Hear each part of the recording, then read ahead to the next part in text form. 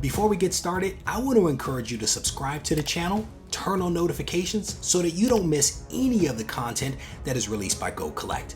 And if you're interested, head over to Reggie Collects here on YouTube.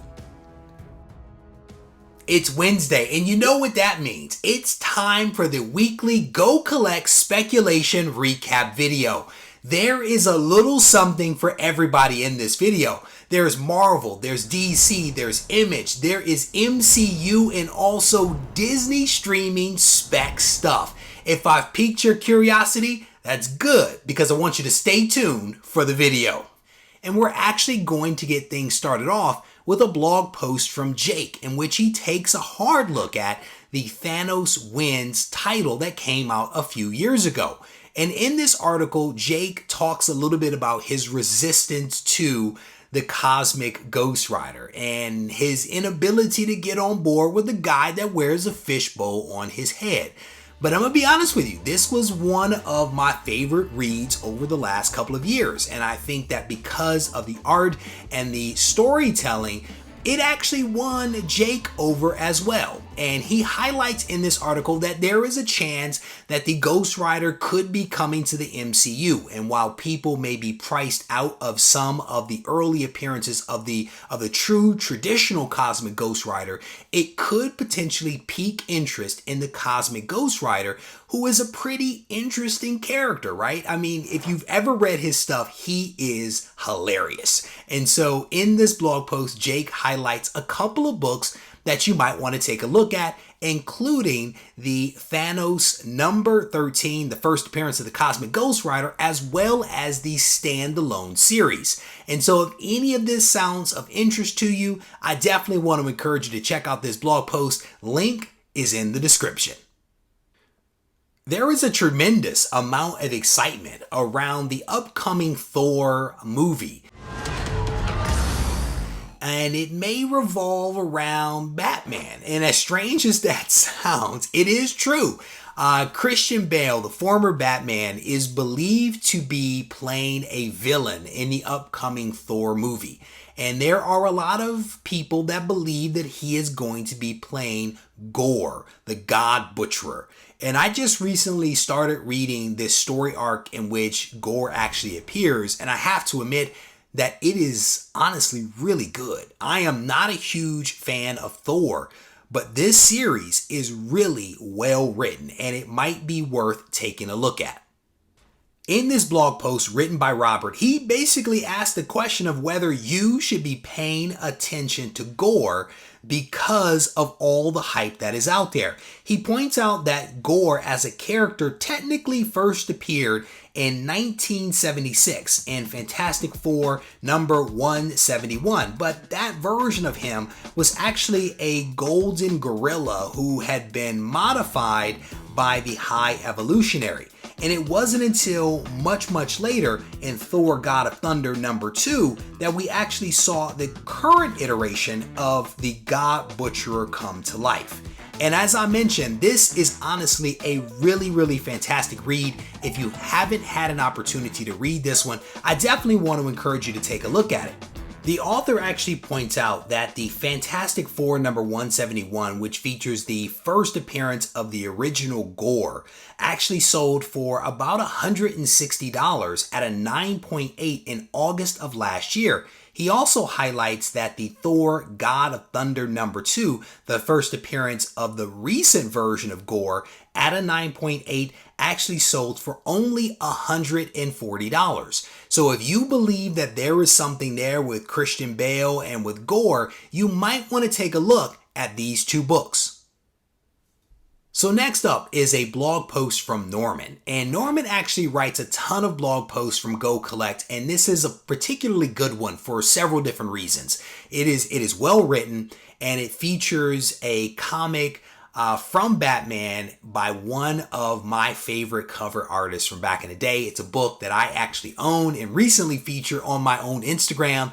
I am talking about Batman number 612, and this is a fantastic cover from the man, Jim Lee. And this is a book that, again, I'm pleased to have in my collection, and you might want to pick up and add to your own collection.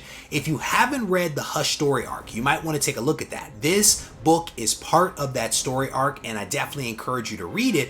But at a minimum, this might be a book that you want to pick up because it, again, features a classic battle between two of DC's biggest superheroes. When looking at the prices associated with this particular book, that being Batman number 612, a graded 9.8 recently sold for $94, and a graded 9.6 actually sold recently, earlier in February, for $48. Both of those are CGC. So again, not only are you going to be able to pick up a really cool cover from a really cool artist, but you also get a part of a fantastic story arc. And like I said, if you haven't read Hush, treat yourself because it is really good.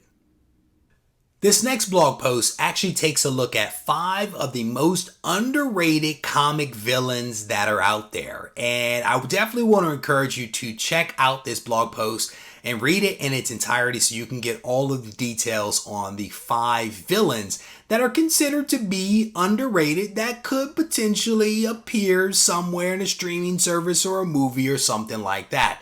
The link to this blog post, along with all of the other blog posts, is actually down in the description. But the very first villain that is on this list is one that just makes me smile because I automatically picture some of the covers that feature this character, and it is none other than the Spot. And the Spot actually appeared out of costume in Spectacular Spider-Man number 97. He appeared in costume in Spectacular Spider-Man 98, and he also appeared in Amazing Spider-Man number 589. These are 3 comics that the blogger actually suggests that you might want to take a look at if you believe that there is something that could potentially happen with the Spot later on down the road.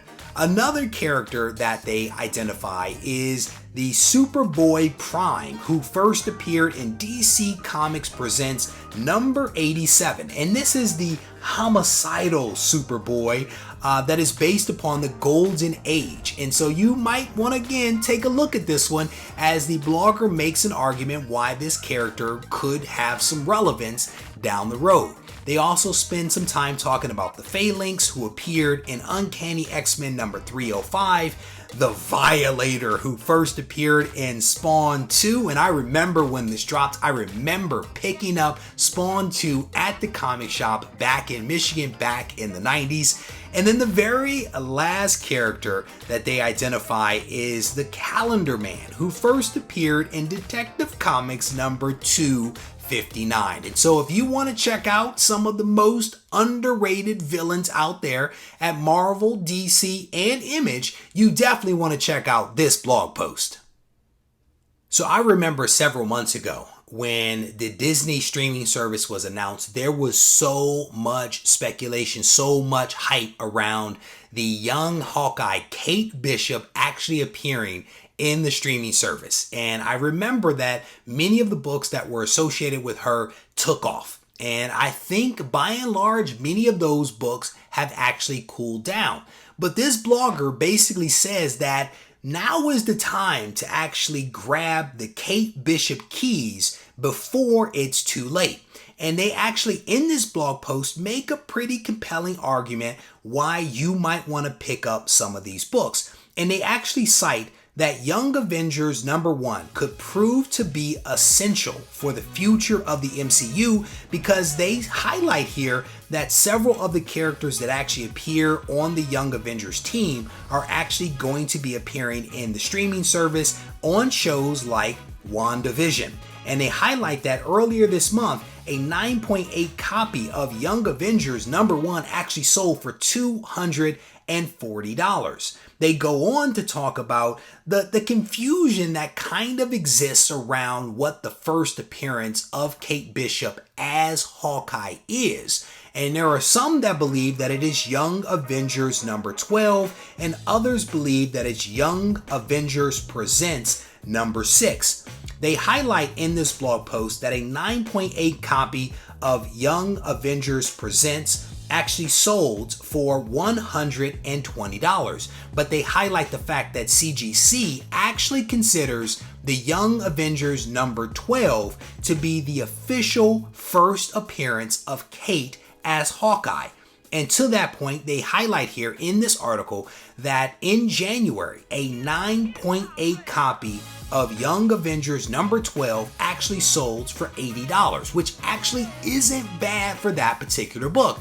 So regardless of what you think might be the first appearance of her as Hawkeye, these are a couple of books that you might want to take a look at. And I definitely want to encourage you to read the blog post in its entirety to make sure that you understand all of the nuances before you pull the trigger. The link is down in the description. So as I mentioned in the intro, there is a little something for everybody in this video. And I now want to spend a little bit of time talking about the upcoming Doctor Strange movie. I had been hearing that Doctor Strange's girlfriend was going to be making an appearance in this movie. And now there seems to be some speculation and some belief that America CHAVEZ could also be making an appearance in the upcoming Doctor Strange movie. I have not heard this at all, but the blogger who wrote this article spent a lot of time kind of going into detail about why she might actually appear and why it actually makes sense. So I definitely want to encourage you to check out this blog post in its entirety because there could be some interesting tidbits that you want to make yourself aware of. The blogger highlights here that according to Go Collect, the FMV for a 9.8 of America CHAVEZ's first appearance, that being Vengeance number 1 from 2011, actually sold for $325 with a 90-day average of $311. They highlight here that Vengeance number 1 at a 9.6, they're roughly going for about $160 with a lot of sales of other raw and graded books. So if you believe that America CHAVEZ may play a role in the future in the MCU and may even appear in this upcoming Doctor Strange movie, you might want to take a look at this one. So there you have it. Those are the 6 blog posts from this week. As mentioned in previous videos, these are only a handful of the blog posts that get posted to Go Collect every single week. So I definitely want to encourage you to head over to the website, gocollect.com, and take a look at all of the other content that exists there. And I certainly want to encourage you to tune in next week, next Wednesday, when we get to do this all over again.